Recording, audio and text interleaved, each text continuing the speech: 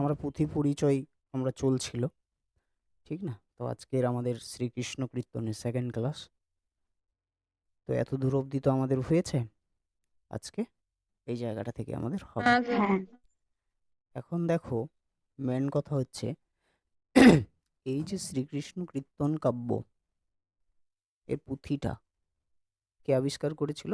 বসন্ত রঞ্জন রায় বিদ্যাধর মহাশয়, বিদ্যাধর 1909 খ্রিস্টাব্দে, ঠিক না? 1909।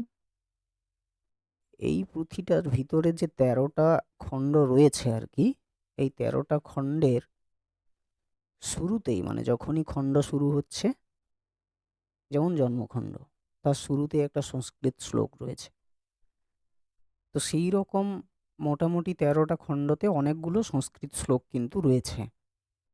তো মোটামুটি সংস্কৃত শ্লোক রয়েছে এই পুঁথিটাতে 161টা, ঠিক আছে? তাহলে রাগ রাগিনীর সংখ্যা কত বলো? 32টা। সংস্কৃত শ্লোকের সংখ্যা কত? 161টা। এরপরে এই 161টা সংস্কৃত শ্লোকের মধ্যে 28টা সংস্কৃত শ্লোক এমন আছে যেগুলো কি হয়েছে? পুনরাবৃত্ত হয়েছে। মনে করো কিছু একটা ধরে নাও, এটা একটা সংস্কৃত শ্লোক হয়েছে, এই সংস্কৃত শ্লোকটাই অন্য একটা পদে ব্যবহৃত হয়েছে, তাহলে পুনরায় ব্যবহৃত হলো, তাই না? তো কোনো একটা জিনিস যদি পুনরায় আবার ঘুরে আসে, সেটাকে বলা হয় পুনরাবৃত, ঠিক আছে? মানে পুনরায় আবৃত হয়েছে। তাহলে এই রকম মোট 28টা সংস্কৃত শ্লোক রয়েছে যেগুলো আবার ব্যবহৃত হয়েছে। একবার তো হয়েছে ব্যবহৃত, তার উপর আবার ব্যবহৃত হয়েছে। তাহলে যদি তোমাদেরকে আমি প্রশ্ন করি এককভাবে মোট কতগুলো সংস্কৃত শ্লোক রয়েছে, তাহলে 161 থেকে 28 বাদ দিয়ে দিলেই পেয়ে যাব, তাই না? হ্যাঁ কি না বলো? তাহলে এককভাবে জাস্ট একবার ব্যবহৃত হয়েছে কতগুলো বলতে পারবে? বিয়োগ করে দাও, দেখো কত আসছে। 133টি, তাই না?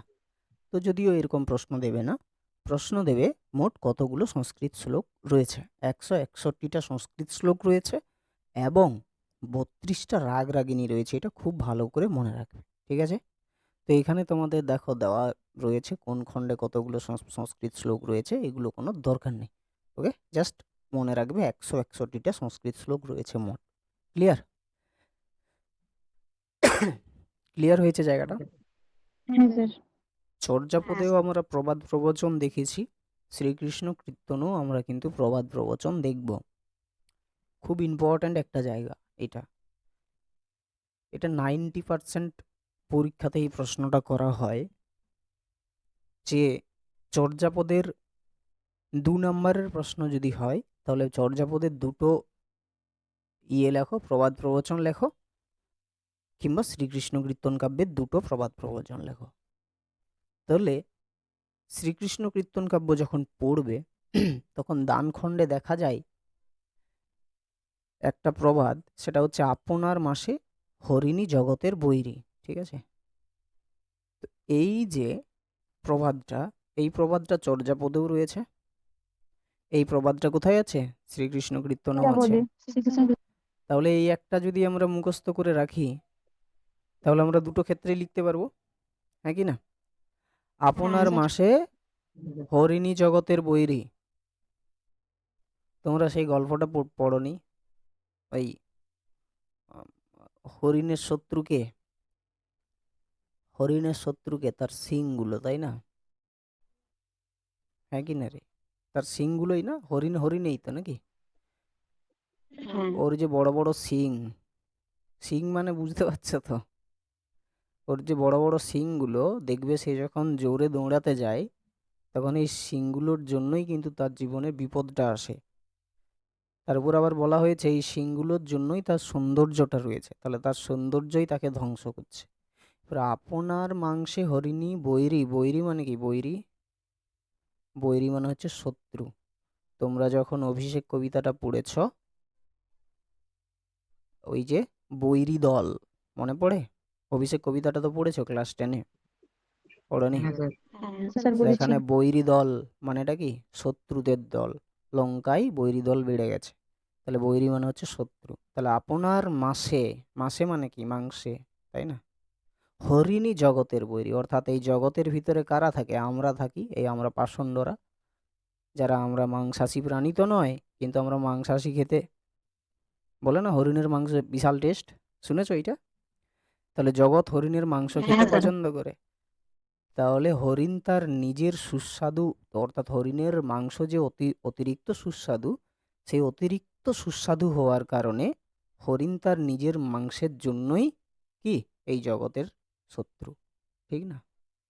ব্যাপারটা বুঝতে পারছো? অর্থাৎ নিজের মাংসটা অতিরিক্ত মিষ্টি হওয়ার কারণে বা সুস্বাদু হওয়ার কারণেই কিন্তু সে জগতের শত্রু হয়ে গেছে, অর্থাৎ তার মাংসটা সমগ্র জগৎ খায়। তাহলে আপনার মাংসে হরিণী জগতের বৈরী। তাহলে আমাদের পুরো জগতের শত্রু হয়ে গেছে কে? এ। তো এই হচ্ছে বিষয়, অন্য কিছু নয় এটা। তো এইটা একটু মনে রাখবে এইটা। আর একটা এইটা মনে রাখবে সিম্পল, ললাট লিখিত খণ্ডন না যা এ। ললাট লিখিত খণ্ডন না যা এ, ললাট মানে কি? গোপাল। ললাট মানে হচ্ছে কপাল। তো কপালে লিখিত খণ্ডন না যায়, অর্থাৎ বিধি আমাদের কপালে যেটা লিখে রেখেছেন সেটাকে কখনো খণ্ডন করা যায় না। ওকে, তাহলে এই দুটো আমরা মনে রাখবো এখান থেকে, অর্থাৎ ললাট লিখিত খণ্ডন না যায়, আর আপনার মাসে হরিণী জগতের বৈরী, ঠিক না? অর্থাৎ হরিণ তার মাংসের জন্য সমগ্র জগতের কাছে সে শত্রু। বোঝা গেল বিষয়টা? এই দুটো প্রবাদ প্রবচন এখান থেকে মনে রাখবে, ঠিক? এই একটা একটা যদি মনে রাখতে পারো তাহলে এইটা দুটো ক্ষেত্রেই তোমরা লিখতে পারবে, চর্যাপদের ক্ষেত্রেও লিখতে পারবে এবং শ্রীকৃষ্ণ কীর্তনের ক্ষেত্রেও লিখতে পারবে। শুধুমাত্র এই দিকের একটা আর ওই দিকের আর একটা এক্সট্রা করে মনে রাখতে হবে। বোঝা গেল বিষয়? ক্লিয়ার হয়েছে এটা? হ্যাঁ স্যার। ক্লিয়ার? এই দুটো মনে রাখলেই কিন্তু আমাদের যথেষ্ট, আর কিচ্ছু দরকার নেই এখান থেকে। ওকে, এটা হচ্ছে প্রবাদ প্রবচন, খুব ইম্পর্ট্যান্ট। পরীক্ষাতে প্রচুর পরিমাণে কিন্তু প্রশ্ন আসে, প্রচুর পরিমাণে, ঠিক আছে? আমাদের অনেকগুলো খণ্ড আছে, তো তো বিভিন্ন খণ্ড বিভিন্ন ঋতুতে শুরু হয়েছে আর কি। যেমন তাম্বুল খণ্ড, এই তাম্বুল খণ্ডতে বসন্তকালের ব্যাপারটা রয়েছে। দান খণ্ডে আছে গ্রীষ্মকাল, নৌকা খণ্ডে বর্ষাকাল, ভারখণ্ডে শরৎকাল, বৃন্দাবন খণ্ডে বসন্তকাল, বংশী খণ্ডে বসন্তকাল। এগুলো মনে রাখার দরকার নেই, পরীক্ষাতে প্রশ্ন দেই না, ঠিক আছে? বোঝা গেল? এই জায়গাটা মনে রাখার কোনো রকম দরকার নেই। দুটো প্রবাদ প্রবচন সামনের থেকে আমাদের মনে রাখতে হবে। ছন্দ অলঙ্কারের প্রয়োগ ভয়ঙ্করভাবে আছে শ্রীকৃষ্ণ কীর্তন কাব্যে। এখন সব থেকে বড় ব্যাপার হচ্ছে চর্যাপদেও ছন্দ রয়েছে, সেটা হচ্ছে পাদাগুলুক ছন্দ। শ্রীকৃষ্ণ কীর্তন কাব্যে আমরা যে ছন্দগুলো লক্ষ্য করি সেটা হচ্ছে, দেখো, অক্ষরবৃত্ত বা মিশ্রবৃত্ত কলাবৃত্ত রীতির পয়ারও ত্রিপদী ছন্দ। ত্রিপদী ছন্দ মানে হচ্ছে এইরকম সেই ইয়েগুলো থাকে না, দেখবে এই এত দূর পর্যন্ত একটা এলো, তারপরে এইখানে আর একটা শুরু হবে, মাঝটা গ্যাপ, আর মাঝটাকে এই রকম কবিতার লাইন দেখেছো? দেখেছো এরকম কবিতার লাইন? এইরকম হ্যাঁ একটা স্যার। লম্বা থাকলো, এইটা একটা থাকলো, তারপর নিচে আবার শুরু হবে মাঝ বরাবর। দেখেছো এরকম? এইরকম টাইপের এরকম স্টাইলের লেখা, এইগুলোকে বলা হয় ত্রিপদী, ঠিক আছে? তো যাই হোক, এগুলো তোমরা যখন 4th সেমিস্টারে উঠবে তখন তোমাদের ছন্দ অলঙ্কারের জায়গাটা পাবে, ঠিক আছে? প্লাস ভাষাতত্ত্বের জায়গাটাও পাবে। তো এইগুলো পরীক্ষাতে প্রশ্ন দেই না এটা, যে কোন অলঙ্কার ব্যবহৃত হয়েছে, কোন ছন্দ ব্যবহৃত হয়েছে, কারণ নির্দিষ্ট যদি কোনো একটা ছন্দে বিষয়টা যেত তবে তোমাকে প্রশ্নটা করা হতো, ঠিক আছে? তবে চর্যাপদটা মনে রাখবে, সেটা পাদাকুলুক ছন্দ। দেখবে তোমাদের ওই পিডিএফে দেওয়া রয়েছে আর কি অ্যান্সারটা, ছন্দের জায়গাটা, ঠিক আছে? আর শ্রীকৃষ্ণ কীর্তন কাব্য থেকে ছন্দের জায়গা পরীক্ষাতে আসবে না। শ্রীকৃষ্ণ কীর্তন কাব্যে উপমা, উৎপ্রেক্ষা, রূপক এই সমস্ত অলঙ্কার ব্যবহৃত হয়েছে, তো এই জায়গাটাকে স্কিপ করে পেরিয়ে যাবে, কারণ ছন্দ অলঙ্কার অত ইম্পর্টেন্ট কিন্তু নয় তোমাদের এই শ্রীকৃষ্ণ কীর্তন কাব্যের ইয়ের জায়গা থেকে। বলো, পুঁথি পরিচয়ের জায়গা ঠিক আছে তোমাদের? কিচ্ছু নেই, হ্যাঁ স্যার। পুঁথি পরিচয়ের জায়গাতে কিচ্ছু নেই। কে আবিষ্কার করেছিল? বসন্ত রঞ্জন রায় বিদ্যাধর মহাশয়। কত খ্রিস্টাব্দে আবিষ্কার করেছিল বলো? রিভিশন হয়ে যাক 1909 একবার, তারপরে এই খ্রিস্টাব্দে। জায়গাটায় চলে আসবো। 1909 খ্রিস্টাব্দে আবিষ্কৃত হয়েছিল। কোথা থেকে আবিষ্কার করেছিল? বাঁকুড়া জেলার কাকিলা গ্রামে শ্রী দেবেন্দ্রনাথ মুখোপাধ্যায়ের গোয়ালঘরের জাস্ট মুখোপাধ্যায় গোয়ালঘরে। জাস্ট দেবেন্দ্রনাথ মুখোপাধ্যায়ের গোয়ালঘরের মাচা থেকে। ওকে, কত সালে প্রকাশিত হয়? 1916 সালে। 1916 সালে। 16 কোথা থেকে? বঙ্গীয় সাহিত্য পরিষদ থেকে, ঠিক না? কি নামে প্রকাশিত হয় বাবারা? শ্রীকৃষ্ণ। স্যার 1000 বছরের হ্যাঁ, বলতে পুরানো বাংলা মতে তদ্দাপদ্য লিখে গেলু। তদ্দাপদকে দিতে বলতো তোকে, মানে এতটা মুখস্থ হয়ে গেছে যে কি নামে প্রকাশ বলতে না বলতে 1000 বছরের পুরানো বাংলা ভাষা। স্যার ভুল তো হতে পারে না। তো শ্রীকৃষ্ণ কীর্তন কাব্য পড়াচ্ছি পাগলা। শ্রীকৃষ্ণ শ্রীকৃষ্ণ কীর্তন কাব্য 100 বার ভুল করো, কেন ভুল হবে না? শ্রীকৃষ্ণ কীর্তন নামে প্রকাশিত হয়। কি নামে প্রকাশিত হয়? শ্রীকৃষ্ণ কীর্তন নামে প্রকাশিত। শ্রীকৃষ্ণ কীর্তন নামে প্রকাশিত হয়। তো এই নামকরণ প্রসঙ্গ নিয়েও এখানে একটা ঝামেলা আছে। যেমন ওই যে তোমাদের চর্যাপদে একটা ঝামেলা হয়েছিল, ঠিক না? হরপ্রসাদ শাস্ত্রী কি নামে প্রকাশ করেছিল? চর্যাচর্য বিনিশ্চয়, তাই না? চর্যাচর্য বিনিশ্চয়। অ্যাকচুয়ালি ওর যে মেন গ্রন্থটা 1000 বছরের পুরানো বাঙ্গালা ভাষায় বৌদ্ধ গান ও দোহা, এখানে সে চর্যাপদের পুঁথিটার কি নাম দিয়েছিল? চর্যাচর্য বিনিশ্চয়। 4টা যে পুঁথি অ্যাড করেছিল তার ভিতরে চর্যাপদের পুঁথিটার নাম কি ছিল বলো? চর্যাচর্য বিনিশ্চয়, ঠিক না? তো সেই রকমই একটা বিষয় এই শ্রীকৃষ্ণ কীর্তন কাব্যেও একটা বিরাট নামকরণের মতভেদ কিন্তু রয়েছে। তার বিশেষ কারণ হচ্ছে কি না, শ্রীকৃষ্ণ কীর্তন খুব ভালো করে মনে রাখবে, শ্রীকৃষ্ণ কীর্তন কাব্যটা যখন পাওয়া যায়, কে পায়? বসন্ত রঞ্জন রায় বিদ্যাধরবল্লভ মহাশয় দেবেন্দ্রনাথ মুখোপাধ্যায়ের গোয়ালঘরের মাচা থেকে। তখন কিন্তু খণ্ডিত অবস্থায় পায়। কেমন অবস্থায়? খণ্ডিত অবস্থায়। খণ্ডিত অবস্থায়। খণ্ডিত খণ্ডিত অবস্থা মানে কি? খণ্ডিত অবস্থা মানে হচ্ছে কংক্রিট পাইনি, মানে পুরো যে পুঁথিটার প্রথম পেজ থেকে শুরু করে একদম শেষ পাতা মানে পরিপূর্ণ অবস্থায় পাইনি। চর্যাপদেও যেমন সব কিছু পাতা মানে সব পাতা পাওয়া যায়নি, অনেক পাতা লুপ্ত ছিল, ঠিক না? কতগুলো কিছুটা পাওয়া যায় আবার কিছুটা পাওয়া যায় না, এরকমও আছে পাতা। 23 নম্বর পদটার কি কিছুটা অংশ পাওয়া যায়, তাই না? আর কিছুটা পাওয়া যায়নি। ঠিক সেরকম এইখানেও কি হয়েছে, এই শ্রীকৃষ্ণ কীর্তন কাব্যের যে পুঁথিটা, এটা খণ্ডিত অবস্থায় পাওয়া গিয়েছিল, সম্পূর্ণ পাওয়া যায়নি। তাহলে কেমন? প্রথম দিকের কিছু পাতা ছিল না এবং শেষ দিকের কিছু পাতা কিন্তু পাওয়া যায়নি। বোঝা গেল বিষয়টা?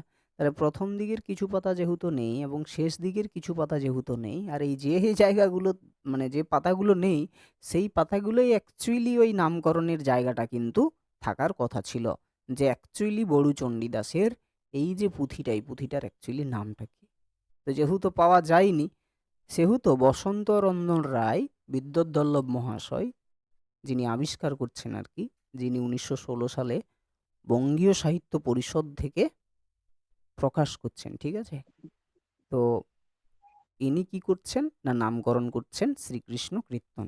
এই যে তিনি শ্রীকৃষ্ণ কীর্তন নামকরণ করলেন, কিন্তু কেন করলেন, এইটা একটা সব থেকে বড় বিষয় রয়েছে।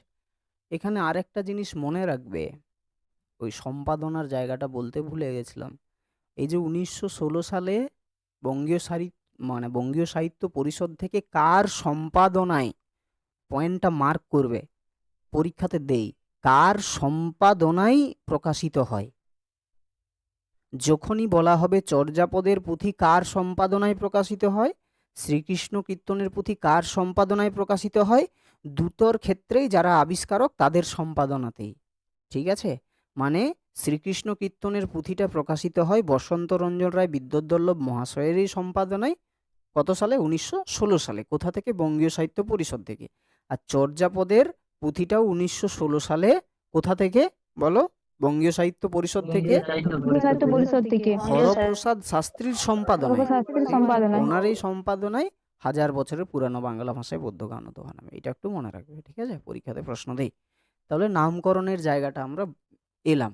তাহলে শ্রীকৃষ্ণ কীর্তন কাব্যের এই যে নামকরণের বিষয়টা, এই বিষয়টাও একটু ইম্পর্টেন্ট। তাহলে হালকা করে একটু আমাদেরকে জেনে নিতে হবে। তাহলে কি বললাম, যে বসন্ত রঞ্জন রায় বা বসন্ত রঞ্জন বিদ্যাধরবল্লভ মহাশয় যখন 1916 সালে শ্রীকৃষ্ণ কীর্তনের পুঁথিটা প্রকাশ করছেন, তখন কি নামকরণ করছেন তিনি? শ্রীকৃষ্ণ কীর্তন, তাই তো? শ্রীকৃষ্ণ কীর্তন। এরপরে এই নামকরণটাকে নিয়ে একটা জটিলতা কিন্তু রয়েছে। কেন এই নামকরণটা দিলেন? কেন? কারণ জটিলতাটা কেন? কারণ না, যে পুঁথিটা খণ্ডিত অবস্থায় পাই সেখানে তো অ্যাকচুয়ালি কোনো নামকরণ দেওয়া ছিল না, ঠিক না? হয়তো ছিল কিন্তু সেই পাতাগুলো নেই, সেই জন্য বোঝা যায়নি অ্যাকচুয়ালি পুঁথিটার নাম কি। তাহলে আমাদের এই যে যিনি আবিষ্কারক বসন্তরঞ্জন বাবু, ইনি কেন নামকরণ করলেন শ্রীকৃষ্ণ কীর্তন? এটাকে নিয়ে একটা ব্যাপার আছে। ইনি যে নামকরণ করলেন তার বিশেষ কারণ হচ্ছে এটাই, আমরা মানে যিনি এইটা লিখেছেন ওনার নাম হচ্ছে বড়ু চণ্ডীদাস, তাই তো? হ্যাঁ কি না? বড়ু স্যার চণ্ডীদাস। এবার এই বাবুটার মানে বলা হয় যে এই বাবুটার আরো একটা কাব্য ছিল আর কি, ঠিক আছে? আরো একটা কাব্য ছিল, সেটা হচ্ছে কৃষ্ণ কীর্তন। ওকে, কি বললাম? কি কৃষ্ণ রয়েছে? কীর্তন কথিত আছে, হ্যাঁ কথিত আছে। এটা শোনা যায়, মানে এই যে নামকরণ যে করলেন তিনি শ্রীকৃষ্ণ কীর্তন, এই নামকরণের পেছনে অ্যাকচুয়ালি রিজনটা কি, কারণটা কি? কারণটা হচ্ছে এটাই যে শোনা যায় বা কথিত আছে এই চণ্ডীদাসেরই অন্যতম একটা কাব্য ছিল, সেটার নাম হচ্ছে কৃষ্ণ কীর্তন। এইটা শোনা যায়, ঠিক আছে? কৃষ্ণ কীর্তন বলে তার একটা কাব্য ছিল। এরপরে এই যে খেতুরির এক বার্ষিক মহোৎসবে চণ্ডীদাসের এই কৃষ্ণলীলার গীত হয়েছিল, মানে এই যে কাব্য, এই কাব্যের ভিতরেও কি রয়েছে? রাধাকৃষ্ণের প্রেম কাহিনী, ঠিক আছে? কি রয়েছে? রাধাকৃষ্ণের প্রেম কাহিনী। রাধাকৃষ্ণের প্রেম কাহিনী এরপরে তোমাদেরকে বারবার বারবার আমি বলেছি কি বলতো, যে হরপ্রসাদ শাস্ত্রীর যে চর্যাপদ রয়েছে যেটা আবিষ্কার করেছেন উনি, ওখানে যে পদগুলো রয়েছে সেই পদগুলোও কি এক একটা গান, হ্যাঁ কি না? গান। এখানেও যে পদগুলো রয়েছে এগুলোও কিন্তু ওয়ান টাইপ, ওকে এক একটা গান। তাহলে এই যে কৃষ্ণলীলা যেটা, এর ভিতরে যে রাধাকৃষ্ণের কৃষ্ণলীলা রয়েছে, বা লীলা জায়গাটা রয়েছে, বা প্রেম লীলার জায়গাটা রয়েছে, এগুলো কিন্তু গাওয়া হতো। তো এই যে কৃষ্ণ কীর্তন বা এই কৃষ্ণ, এর ভিতরে যে পদগুলো রয়েছে সেগুলো কিন্তু আলটিমেটলি একটা মহোৎসবে গাওয়া হয়েছিল। অর্থাৎ কোথায়? খেতুরির মহোৎসবে। এইটা প্রচুর ইম্পর্ট্যান্ট, এই খেতুরির মহোৎসবের জায়গাটা। যখন আমরা বৈষ্ণব পদাবলিতে ঢুকবো তখন আমরা স্পেশালিভাবে এই জায়গাটাকে আমরা বুঝবো, খেতুরির মহোৎসব কি, কে প্রতিষ্ঠা করেছিল এইটা, ঠিক না? কোথায় হতো এটা এবং এখানে কি হতো, সব কিছু কিন্তু বুঝবো সেখানে আমরা। তা এই ক্লাসে কিন্তু এটা বলছি না, ওকে? শুধু এইটুকু মনে রাখবে তোমরা, যে শোনা যায় যে চণ্ডীদাসের একটা বই ছিল, কাব্য ছিল, সেটা হচ্ছে কৃষ্ণ কীর্তন। এরপরে এই কৃষ্ণ কীর্তনটা নাকি গাওয়া হয়েছিল কোথায়? না খেতুরির মহোৎসবে। এই জিনিসটা কিন্তু কে জানতো আমাদের? কে জানতো বলো? আবিষ্কার কে করেছিল? বসন্তরঞ্জন বিদ্যুৎ মহাশয়। এই জিনিসটা কিন্তু উনি বুঝতে পেরেছিলেন বা জেনেছিলেন। এরপরে ঘটনাটা হচ্ছে বসন্তরঞ্জন রায় বিদ্যুৎবল্লভ মহাশয় যে পুঁথিটা পান তার ভিতরেও কি রয়েছে? শ্রীকৃষ্ণের লীলা কীর্তন আছে, হ্যাঁ কি না? শ্রীকৃষ্ণের লীলা কীর্তন রয়েছে ওর ভিতরেও। হ্যাঁ স্যার পরে সেই অর্থে সে মনে করছে যে এই যে কৃষ্ণ কীর্তন যে কাব্যটা, এই কৃষ্ণ কীর্তন কাব্যটাই হয়তো যে পুঁথিটা বসন্তবাবু পেয়েছেন সেই পুঁথিটা, এই পুঁথিটাই বসন্তরঞ্জন রায়ের প্রাপ্ত পুঁথিটা।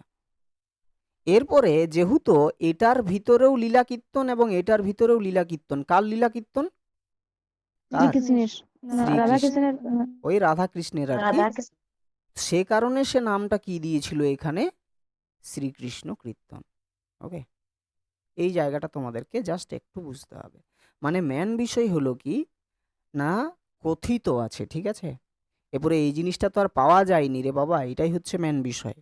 কৃষ্ণ কীর্তন আমরা যে পুঁথি, তাহলে তোমরা বলতে পারো যে দাদা তাহলে শ্রীকৃষ্ণ কীর্তন আর এই কৃষ্ণ কীর্তন সেটা কি এক নাকি আলাদা? এবারে এটা একও হতে পারে, এটা আলাদাও হতে পারে। কেমন ভাবে? দেখো, কথিত রয়েছে একটা বিষয় যে চণ্ডীদাস একটা কাব্য লিখেছিল যার নাম হচ্ছে কৃষ্ণ কীর্তন, ঠিক আছে? কৃষ্ণ কীর্তন। এরপরে এই শ্রীকৃষ্ণ কীর্তন নামটা কে দিয়েছিল? বড়ি চণ্ডীদাস দিয়েছিল কি? এই শ্রীকৃষ্ণ কীর্তন নামকরণটা কে করেছিল? বড়ি চণ্ডীদাস কি?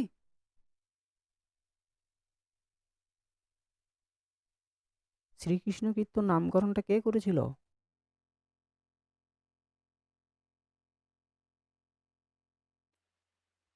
কি লেখা আছে এখানে? বসন্তরঞ্জন বিদ্যুৎ তো সেটাই তো জিজ্ঞেস করছি, তোমরা ভালো করে বোঝো বিষয়টা। শ্রীকৃষ্ণ কীর্তনের যে পুঁথিটা পাওয়া যায়, সেই পুঁথিটা কেমন ভাবে পাওয়া গেছিল? কথা বলো আমার সাথে। কেমন ভাবে পাওয়া গেছিল? খণ্ডিত অবস্থায় পাওয়া গেছিল, হ্যাঁ কি না?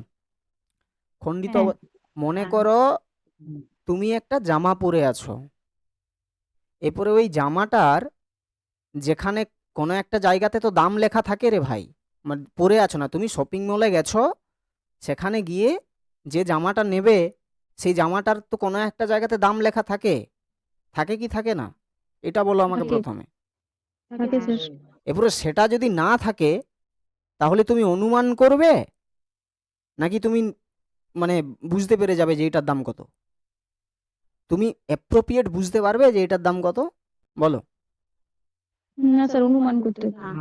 তুমি নিজে কাপড় টাপড় দেখে আশেপাশে যেগুলো আছে সেগুলো দেখে নিয়ে অনুমান করবে যে হয়তো এটার দাম অ্যাপ্রক্স এত হতে পারে, কিন্তু এক্স্যাক্টলি তুমি বিষয় কি দিতে পারবে?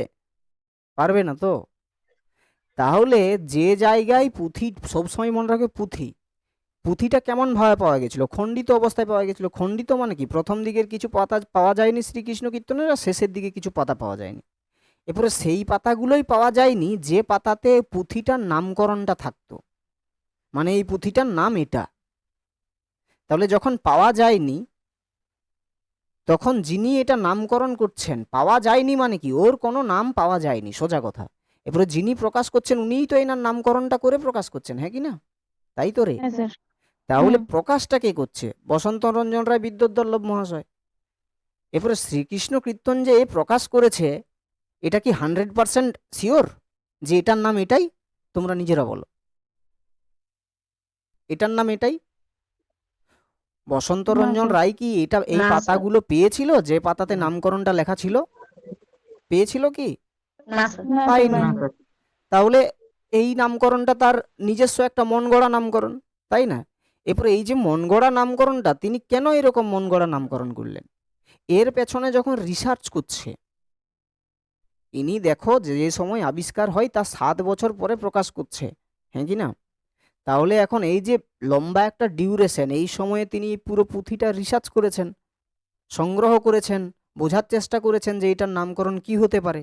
আজকে পেলো কালকেই প্রকাশ করে দিলাম, এটা তো হোয়াটসঅ্যাপের যুগ, আমাদের মতো জামানা নয় যে আজকে কিছু পেলাম সাথে সাথে হোয়াটসঅ্যাপে দিয়ে দিলাম, এরকমটা তো নয়। তো এখন ঘটনাটা হলো, ইনি 7 বছর ধরে সমস্ত কিছু রিসার্চ করেছেন, তারপরে করার পরে সে আলটিমেটলি এই জিনিসটা খুঁজে পেয়েছে যে চণ্ডীদাস, এই যে যিনি যার পুঁথিটা পেয়েছে বড়ু চণ্ডীদাস, এই ব্যক্তিটার একটা কাব্য ছিল, যে কাব্যটার নাম ছিল কৃষ্ণ কীর্তন। তার উপর আবার তিনি এটা জানতে পারলেন যে খেতুরি বলে একটা মহোৎসব আছে যেখানে কৃষ্ণলীলার গীত হয়। তো সেই জায়গাতে এই কৃষ্ণ কীর্তনটা গীত আকারে কি করা হয়েছিল? কি করা হয়েছিল? ওই বলে না ওই স্টেজে যেটা আমাদের হরিবোল টরিবোল হয়, যেমন কৃষ্ণলীলা, মানে এই পুরো কৃষ্ণ গাওয়া কীর্তনটাকে হয়েছিল। সেখানে গীত আকারে কি করা হয়েছিল? কি বলবো রে, হ্যাঁ, গাওয়া হয়েছিল। তো এখন ঘটনাটা হলো এটা সে জানলো, এরপরে সে দেখলো যে এই যে পুঁথিটা, এই পুঁথিটার ভিতরে রাধাকৃষ্ণের প্রেম লীলা আছে, এবং হরপ্রসাদ যা শাস্ত্রী যে পুঁথিটা পেয়েছে সেই পুঁথিটার ভিতরেও রাধাকৃষ্ণের কি রয়েছে? লীলা প্রেম কীর্তন কাহিনী রয়েছে বা রয়েছে। প্রেম কাহিনী রয়েছে, বা রাধাকৃষ্ণের কাহিনী রয়েছে। তাহলে এখন সে ভাবলো যে চণ্ডীদাস আসলে যে কাব্যটা লিখেছিল, যে কাব্যটা লিখেছিল সে এই কৃষ্ণ কীর্তন, সেটাই হয়তো এই পুঁথিটা যেটা বসন্তবাবু পেয়েছে। এরপরে বসন্তবাবু যখন পুরোপুরি দেখলো যে পুরো জায়গাটাই রয়েছে কি কৃষ্ণ কীর্তনের জায়গা, সেহেতু সে এইটার নামকরণ করে দিল শ্রীকৃষ্ণ কীর্তন। বুঝতে পারলে বিষয়টা? ব্যাপারটা হ্যাঁ বুঝতে স্যার। পারলে? মানে কোনো একজন ব্যক্তি কোনো এককালে কিছু একটা লিখেছিল, এরপরে তার একটা বিষয় রয়েছে, এরপরে কোনো এক অন্য একজন ব্যক্তি বর্তমানের সে পেলো, হয়তো এই রকম রিলেটেডেরই কিছু একটা পেলো, তাহলে আমরা আন্দাজ তো করতে পারি যে হয়তো যে এটা যেটা এটা সেটাই, হ্যাঁ কি না? আমরা তো বলতেই পারি, তাই না? এরকম ভাবে, কারণ দুটোর জিনিস এক হয়ে যাচ্ছে। তো সেই হচ্ছে বিষয়। তাহলে বলো, কি কারণে নামকরণ করলে এটা বুঝতে পেরেছো তোমরা? হ্যাঁ স্যার। এটা বোঝা গেল। এটা নর্মাল একটা বিষয়, তোমরা জাস্ট মনে রাখবে এটা যে কৃষ্ণ কীর্তন নামে নাকি কথিত আছে যে চণ্ডীদাসের একটা বই ছিল বা কাব্য ছিল। এরপরে এই কাব্যটার ভিতরেও রাধাকৃষ্ণের প্রেমলীলার কাহিনী বর্ণিত ছিল। এরপরে হরপ্রসাদ শাস্ত্রী যে সরি আমাদের বসন্ত রঞ্জন রায় বিদ্যুৎবল্লভ মহাশয় যে পুঁথিটা পাই, সেই পুঁথিটার ভিতরেও যেহেতু লীলা কীর্তনটা ছিল শ্রীকৃষ্ণ কীর্তনে, সেহেতু অনুমান করা হয় যে চণ্ডীদাসের ওই কৃষ্ণ কীর্তনটাই এই কৃষ্ণ কীর্তন। কিন্তু নামকরণটা প্রকাশ করছে, নামকরণ ইয়েটা বসন্ত রঞ্জন বাবু আমাদের কি নামে, শ্রীকৃষ্ণ কীর্তন নামে। ঠিক আছে, নামকরণ করার পেছনে রিজন হচ্ছে এটাই, যে এইখানে যেটা রয়েছে তার যে কাহিনী, সেই কাহিনীকে অবলম্বন করে তিনি নামকরণ করলেন শ্রীকৃষ্ণ কীর্তন। ক্লিয়ার এই জায়গাটা? এখান হ্যাঁ স্যার। থেকে ওই রকম প্রশ্ন দেবে না যে শ্রীকৃষ্ণ কীর্তন কি নামে প্রকাশিত হচ্ছে, এখান থেকে প্রশ্ন এটা দেবেই না। ঠিক না? প্রশ্ন ওই চর্যাপদের ক্ষেত্রেই দেবে যে কি নামে প্রকাশিত হয়েছিল, ওইটাই ইম্পর্টেন্ট, এখান থেকে অত ইম্পর্টেন্ট। ঠিক বোঝা গেল বিষয়টা এখানে? ক্লিয়ার? তারপরে দেখো এই হ্যাঁ জায়গাতে লেখাও রয়েছে মনে হয় যে এই নাম দেওয়ার কারণ হিসেবে বসন্ত রঞ্জন বাবু ওনার যে গ্রন্থটা, সেই গ্রন্থের একদম ভূমিকায় তিনি লিখছেন, দেখো এখানে, যে দীর্ঘকাল যাবৎ চণ্ডীদাস বিরচিত কৃষ্ণ কীর্তনের অস্তিত্ব মাত্র শুনিয়া আসিতেছিলাম। মানেটা কি? মানে হচ্ছে ইনি এটা লিখছেন বসন্তবাবু, কি লিখছেন, যে চণ্ডীদাসের রচিত কৃষ্ণ কীর্তন বলে যে একটা কাব্য আছে, সেটা আমি অনেক দিন ধরে শুনে এসেছি, এতদিনে তাহার সমাধান হইয়া গেল। আমাদের ধারণা আলোচ্য পুঁথিই কৃষ্ণ কীর্তন, এবং সেই হেতু উহার অনুরূপ নাম নির্দেশ করা হলো। আলোচ্য পুঁথিই কৃষ্ণ কীর্তন মানে কি, যে পুঁথিটাকে নিয়ে আলোচনা চলছে, অর্থাৎ এই যে বসন্তবাবু যে পুঁথিটা পেয়েছে, হ্যাঁ কি না, সেটাই তো আলোচ্য পুঁথি, তাই তো রে? কারণ ওই পুঁথিটাকে নিয়ে তো আলোচনা চলছে। তো ওই হ্যাঁ স্যার। যে পুঁথিটা আমাদের আলোচ্য চলছে, সেটাই হচ্ছে কৃষ্ণ কীর্তন। এই জন্য ইয়ার একটা অনুরূপ নামকরণ করছে, সেটা হচ্ছে কি শ্রীকৃষ্ণ কীর্তন। দেখ এখানে ও নিজেই লিখেছে যে দীর্ঘকাল যাবৎ চণ্ডীদাস বিরচিত কৃষ্ণ কীর্তনের অস্তিত্ব মাত্র শুনিয়া আসিতেছিলাম, এতদিনে তাহার সমাধান হইয়া গেল। মানে এতদিনে এর সমাধান হয়ে গেল। কোনো জিনিস যদি খাপছাড়া থাকে এবং সেই খাপছাড়াটা যদি পূর্ণ হয়ে যায়, তাহলে সেটাকে সমাধান বলা হয়। তাহলে এই যে যেটা শুনে আসছিল, এটা সে পরিপূর্ণভাবে বিশ্বাস করলো যে হ্যাঁ বাস্তবেই ছিল কৃষ্ণ কীর্তন, এবং যে কৃষ্ণ কীর্তনটা ছিল সেটা এই মানুষটাই পেয়েছে। তারপরে যখন দেখলো যে এর ভিতরে কাহিনীটা কি, রাধাকৃষ্ণের প্রেমলীলা রয়েছে, সেই জন্য সে নামকরণ কি করলো, শ্রীকৃষ্ণ কীর্তন। বোঝা গেল বিষয়টা? বলো। হ্যাঁ স্যার। হ্যাঁ স্যার, আরে বুঝতে শুধু পেরেছি। নামটা কি করেছে, আগেটাতে একটা শ্রী ঢুকিয়েছে, তাই তো রে? আগেটাতে একটা শ্রী ঢুকিয়েছে, তার বেশি কিছু করেছে কি? বলো। না কৃষ্ণ কীর্তনেই তো ওর অ্যাকচুয়ালি ইয়ে ছিল, ওর নামকরণটা চণ্ডীদাসের আগে যে পুঁথিটার অস্তিত্ব সবাই ভাবতো, কিন্তু ওই পুঁথিটাই পরবর্তী সময় নাকি এই বাবুটা পেয়েছে, সেই জন্য সে নাম করেছে শ্রীকৃষ্ণ কীর্তন। ক্লিয়ার জায়গাটা? এটা ক্লিয়ার? হ্যাঁ স্যার। ওকে, এরপরে ঘটনাটা দেখো,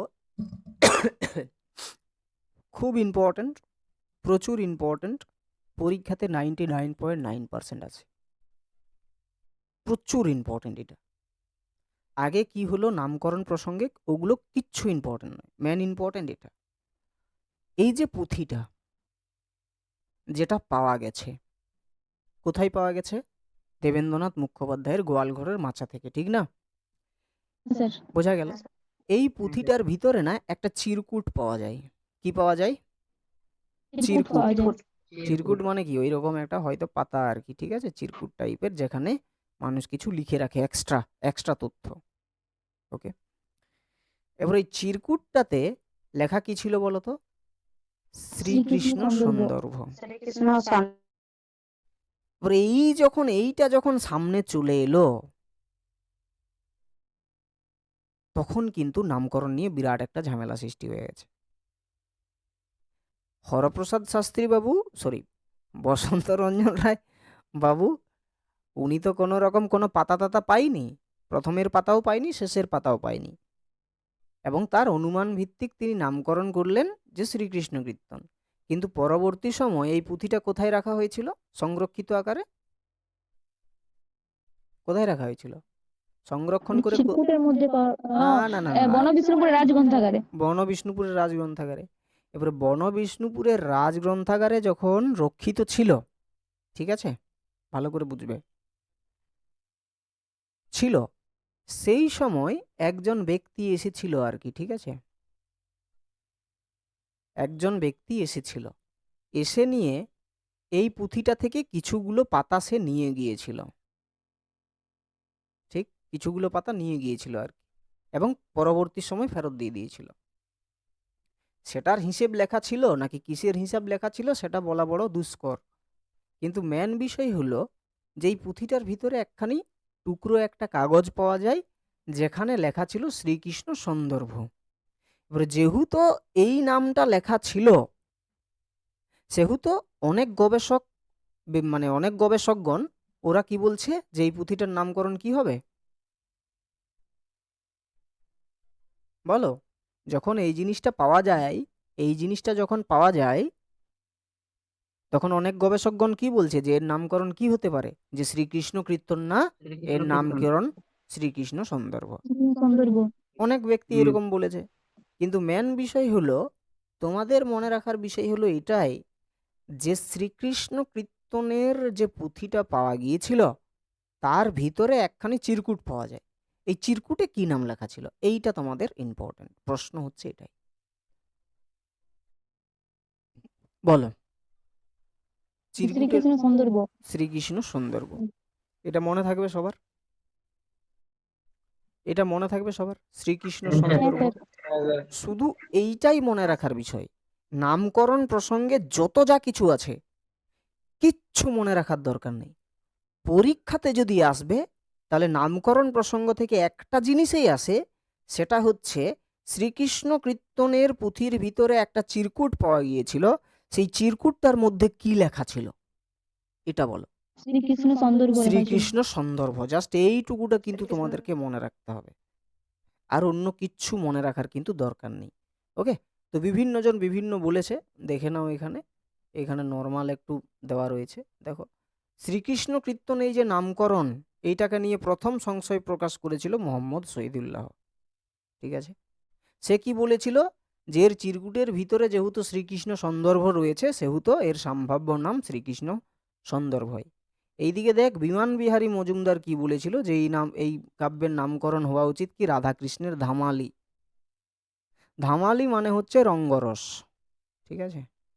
আর এই কাব্যের ভিতরে রাধা এবং কৃষ্ণের দুষ্টুমি ছাড়া আর কিছুই নেই, রাধা এবং কৃষ্ণের প্রেম রসের জায়গা ছাড়া কিছুই নেই, রঙ্গরসের জায়গা ছাড়া কিছুই নেই, মাতামাতি করার জায়গা ছাড়া কিছুই নেই, একে অপরের প্রতি যে একটা আকৃষ্ট সেই ছাড়া কিছুই নেই, রাধা বিবাহিত হওয়ার পরেও পরপুরুষের দিকে আকৃষ্ট হচ্ছে, এই সমস্ত জিনিস আছে।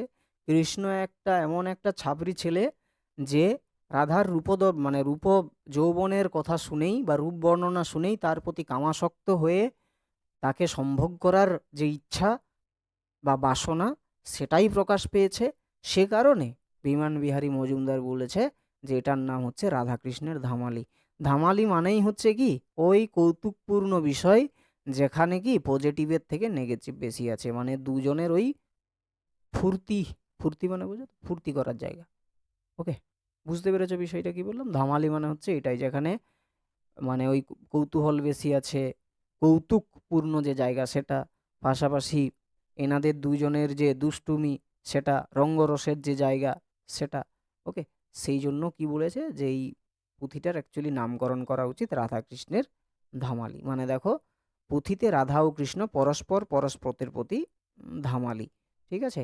কতবার বলেছে? মোট 12বার।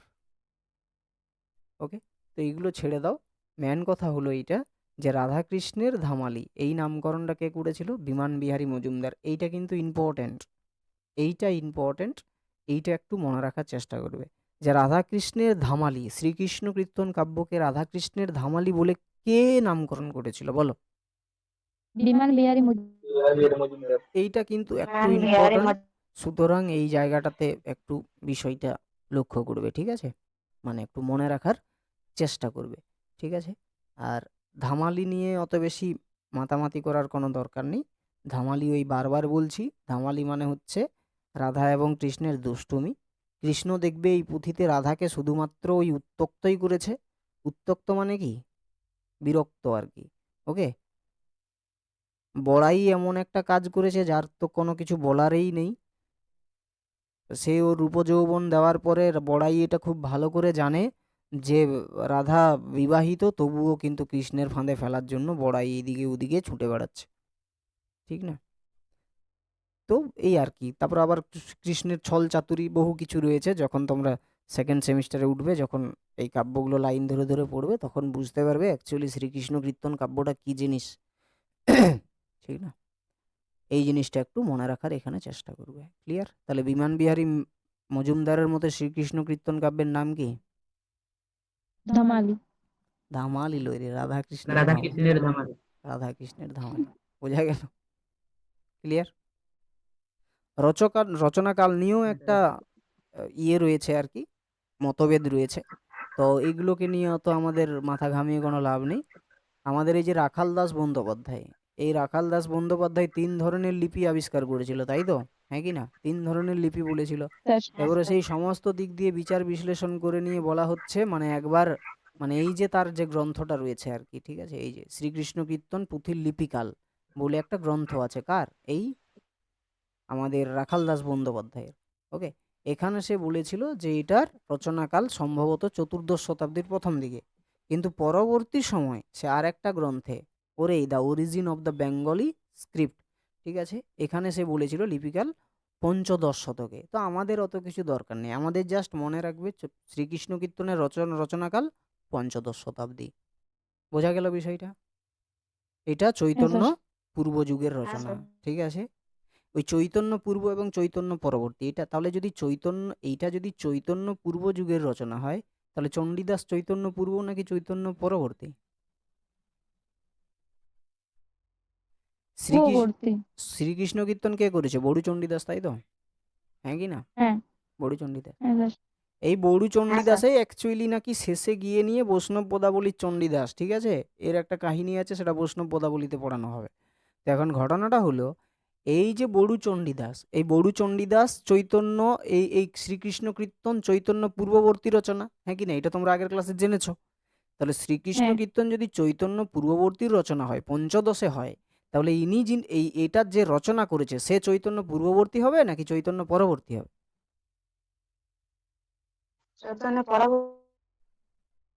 মানে আমার বাবা আমাকে এই যুগেই জন্মগ্রহণ করাইছে, আর আমার বাবা হবে সেই মানে আমি চলে গেলাম 70 বছর পরে, আর আমার বাবা হয়ে গেল এই প্রাচীন যুগের, নাকি এরকম? স্যার বুঝতে পার- শ্রীকৃষ্ণ কীর্তন কাব্যটার লেখক কে, লিখেছে কে, এটা প্রথমে বলো, ভালো করে শোনো। বড়ু চণ্ডীদাস। বড়ু চণ্ডীদাস বড়ু লিখেছে, চণ্ডীদাস। সবাই এটা এটা এটা তো ক্লিয়ার হয়েছে সবার যে বড়ু চণ্ডীদাস লিখেছে, হলো।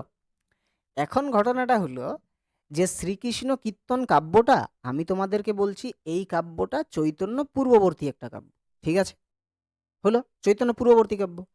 এরপরে চৈতন্য পূর্ববর্তী কাব্য যদি এটা হয়, তাহলে ইনার যে লেখক, সে চৈতন্য পূর্ববর্তী হবে নাকি চৈতন্য পরবর্তী হবে? পূর্ববর্তী। পূর্ববর্তী পূর্ববর্তী হবে, হবে। কারণ পূর্ববর্তীতে কাব্যটা লিখছে না। এই কাব্যটা পূর্ববর্তীতে ছিল মানে কি লেখকও পূর্ববর্তীতে থাকবে, সে থোড়েই না পরবর্তীতে এইখানে চলে আসবে, তাহলে তো কোনো সমস্যাই থাকতো না। সে তো নিজে বলে দিত, এই বসন্তবাবু, এই সময় আমি লিখেছিলাম, এটার নামকরণ এটা আমি নিজে লিখেছি, ঠিক না? তাহলে মনে রাখে, বড়ু চণ্ডীদাস বা চণ্ডীদাস চৈতন্য পূর্ববর্তী কবি না চৈতন্য পরবর্তী কবি? পূর্ববর্তী কবি। চৈতন্য পূর্ববর্তী কবি, এটা প্রচুর ইম্পর্টেন্ট, ভালো করে কিন্তু মনে রাখবে, ঠিক আছে? তাহলে জয়দেব যার নাম আমরা পেয়েছি, সে চৈতন্য পূর্ববর্তী না চৈতন্য পরবর্তী? পূর্ববর্তী। পূর্ববর্তী, কারণ শ্রীকৃষ্ণ কীর্তনের আগেই জয়দেব তার গীত গোবিন্দম লিখেছিল, ঠিক না? কারণ ওইখানেই তো প্রথম রাধাকৃষ্ণের প্রেম কাহিনী পাওয়া যায় রে, হ্যাঁ কি না বলো, তাই না? হ্যাঁ স্যার। তাহলে শ্রীকৃষ্ণ আমরা জাস্ট মনে রাখবো 5ম শতাব্দীতে। শ্রীকৃষ্ণ কীর্তন কাব্যের রচনাকাল কত? 5ম শতাব্দীতে। জাস্ট আমরা এটা মানে, বিভিন্ন জন বিভিন্ন বলেছে, দেখো কেউ বলেছে 1450 থেকে 15, কেউ বলেছে 1500 খ্রিস্টাব্দ, সুকুমার সেন তো 16শ শতাব্দী বলে দিয়েছে চৈতন্য যুগে। রাধা গোবিন্দ বলছে 16শ শতকের প্রথম দিকে, কিন্তু আসলে এই যে এইটা সুনীতি কুমার চট্টোপাধ্যায় চৈতন্য পূর্ব যুগের, মানে ওই আমাদের মানে 5ম শতাব্দী, ঠিক আছে? বোঝা গেল বিষয়টা? পরীক্ষাতে যদি কত শতাব্দী আসে 5ম শতাব্দী, কত যুগের যদি আসে চৈতন্য পূর্ব যুগের রচনা। বোঝা গেল? এটা এইটাকে নিয়ে অত মাথা ঘামানোর কোনো লাভ নেই। প্রাচীন কোনো জিনিসকে নিয়ে মাথা ঘামানোর কোনো দরকার নেই। যদি মাথা ঘামাতে গেছো তাহলে ঘাম কিন্তু মাথার উপরেই উঠে যাবে, পায়ে পড়বে নি, বলে দিলাম। এই কথাটা সবসময় মনে রাখবে। কবি পরিচয় নিয়ে বিরাট বড় একটা সমস্যা আছে, নেক্সট ক্লাসে আমরা আলোচনা করব।